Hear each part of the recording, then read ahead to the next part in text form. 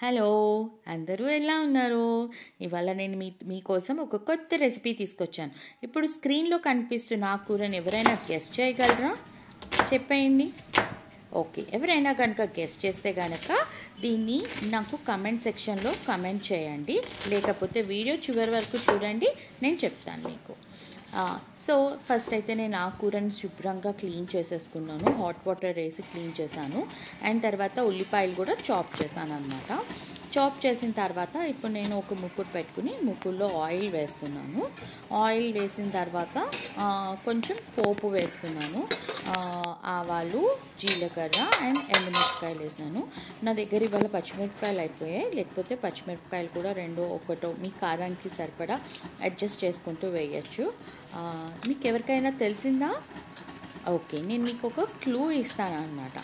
ఏంటంటే ఈ ఆకుకూర తింటే కనుక మీకు ఐసైట్ బాగా పెరుగుతుంది అండ్ కాల్షియం ఉంటుంది and also like vitamin A కూడా ఉంటుంది. సో ఎవరైనా కనుక గెస్ట్ చేస్తే నాకు ఒక కమెంట్ చేయండి.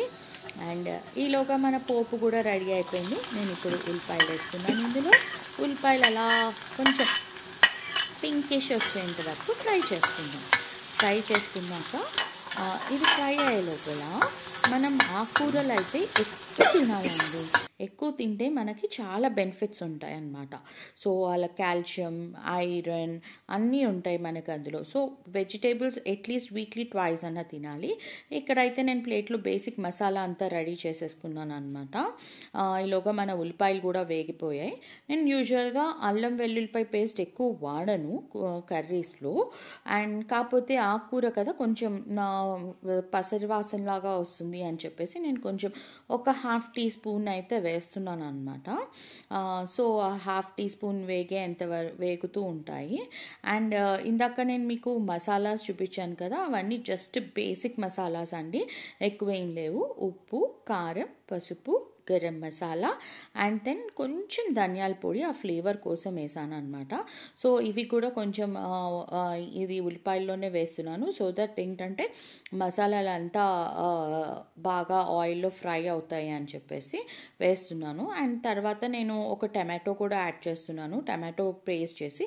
మీరు ఎవరైనా టమాటో పీసెస్ కింద కావాలంటే వేసుకోవచ్చు. మా ఇంట్లో టమాటో ముక్కలు అంత ఇష్టపడరు కూరల్లో, సో అందుకని చెప్పేసి నేను కొంచెం ప్యూరీ లాగా చేసి వేస్తున్నాను.